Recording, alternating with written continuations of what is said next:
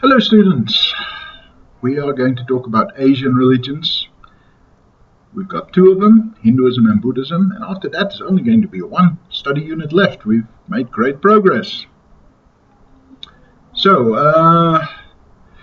first you will see there's an introduction to Asian religions where we talk about the problematic aspects of the word Asian in Asian religions. We are not quite happy with it, but what are the alternatives, It's very politically incorrect to talk about Oriental religions. You can't use that term anymore, at all. So, although it's very vague and incorrect, Asian religions it is. Then, unfortunately, we can't go into Chinese religions in any depth. This curriculum is too full already, and there is not enough interest among students.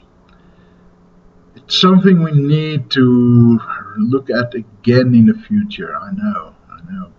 So, in that small section, which is not for exam purposes, you will see brief indications of the religions we couldn't talk about. The two main Chinese religions, but also Jainism and Sikhism and Shinto in Japan. Right?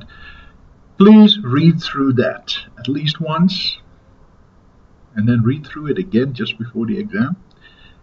Because while we're not going to ask paragraph or essay questions on it, they may show up in multiple choice. So if you see Jainism, Sikhism, Taoism, Confucianism, or Shinto in a multiple choice exam, then that very probably is the wrong answer. Oops, I didn't say that. Forget I said that. Okay, right. Hinduism in this module is like Judaism. It's a module study unit that you can just sit down and swat. So, that'll make some of you very happy. When we get to Buddhism and contemporary religions, we're not going to be so phenomenological. We're going to have a more critical approach. Okay, but I'm not going to talk too much about Hinduism. I'm not going to go through this whole chapter that you can just sit down and learn. There are a lot of foreign words in here. Don't get too caught up with memorizing foreign terms. Well, the names of the festivals you should definitely know. Right?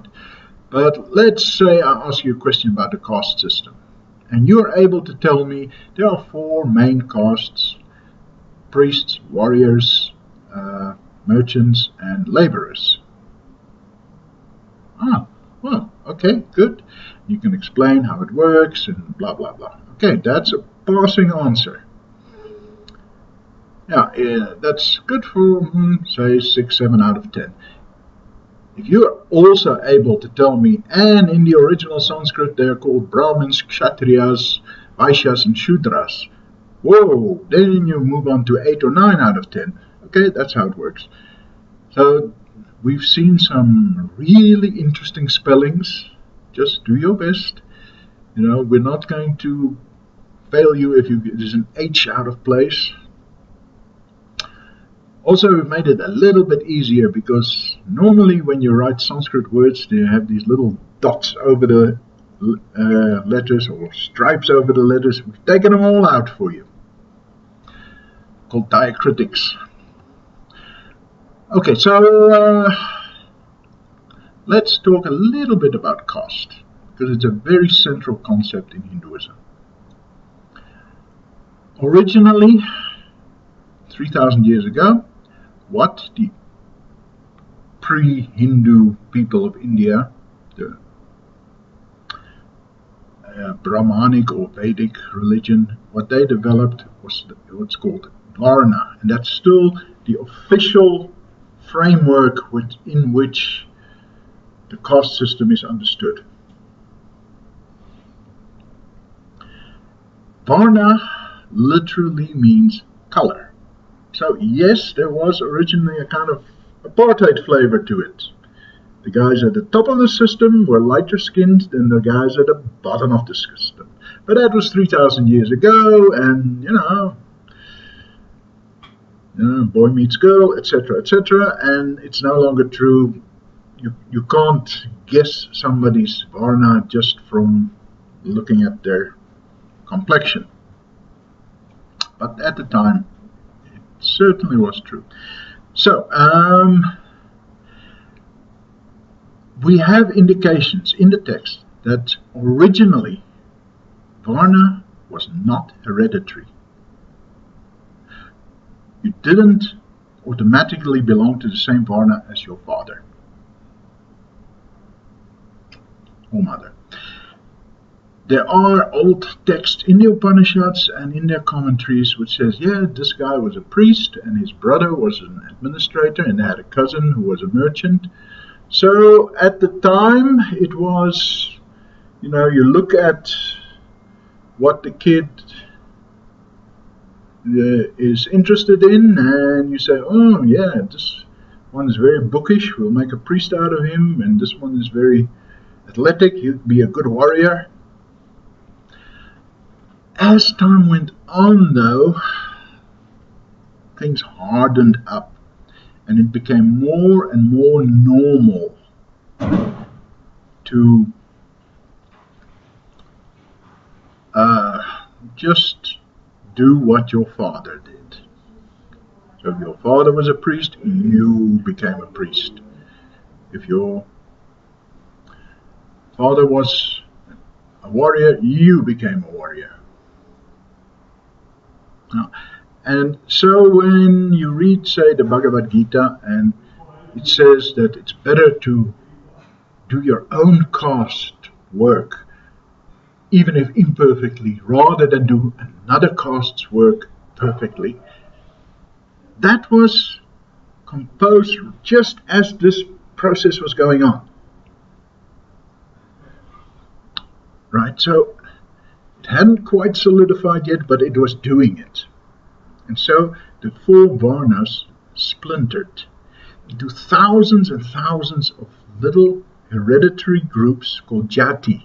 And jati literally means birth. Okay, so from there you got the situation right up to, say, the British occupation of India, where if you were a carpenter, then it means your father was a carpenter, your son would be a carpenter, your grandson will be a carpenter. And you only marry girls who were born to other carpenters. It was an extremely rigid system. Contact with the Western world was one factor that started breaking this up.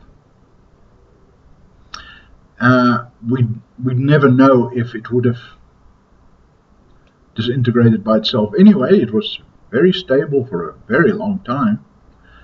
But it still exists in India, although it's legally outlawed.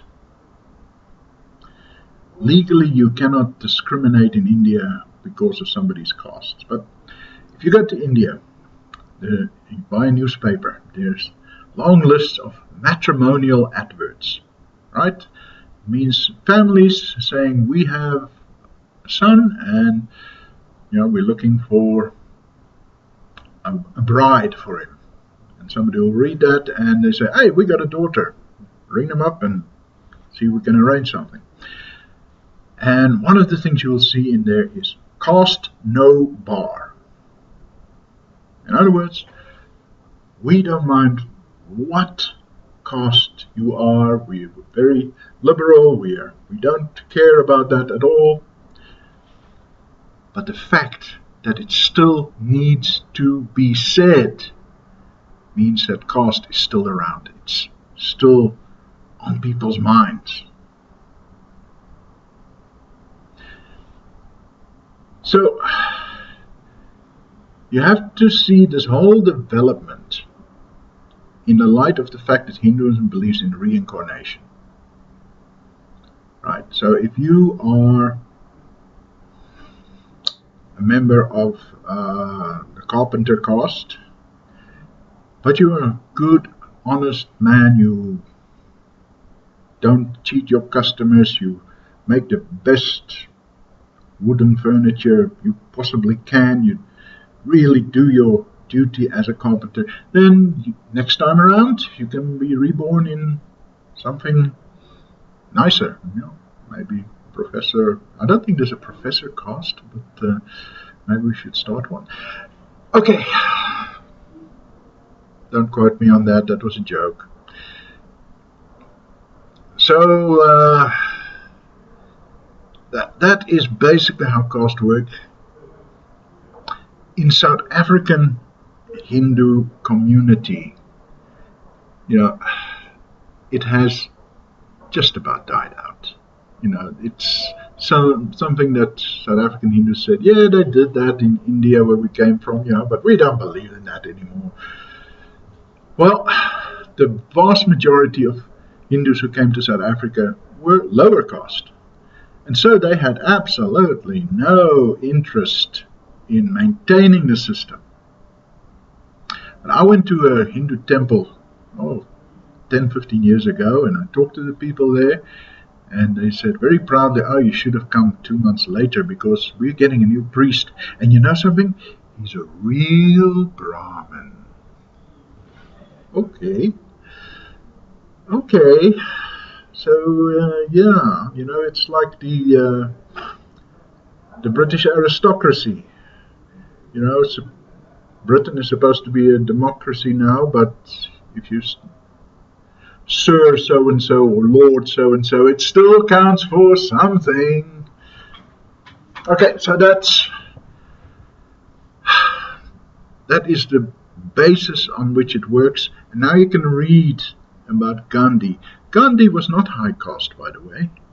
If I remember correctly, his family were traditionally cobblers, shoemakers. Open to correction on that, but he was not a Brahmin or even a Kshatriya. He would have been a Vaishya, merchant caste. And so you can see just from that example, Gandhi studied to be a barrister, a lawyer. And so even there, by the turn of the 20th century, it was already possible for somebody who's low caste to make their way up, go to Britain to study, and, lead their country to independence. And so he also, specifically busied himself with the fate of the untouchables. The untouchables are outcast. They're below the caste system. They're not in the caste system at all.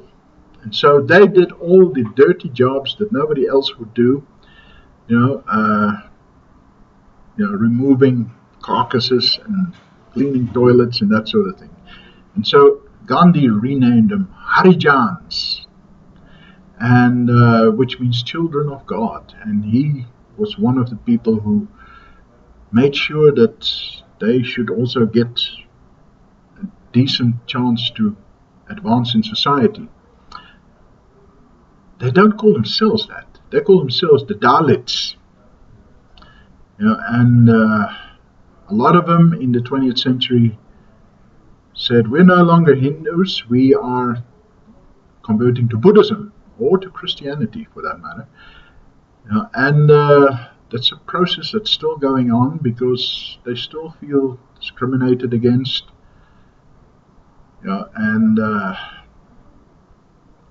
Okay, so that gives you a basic understanding of what this whole system is, and you can read the unit on Hinduism, keeping that in mind.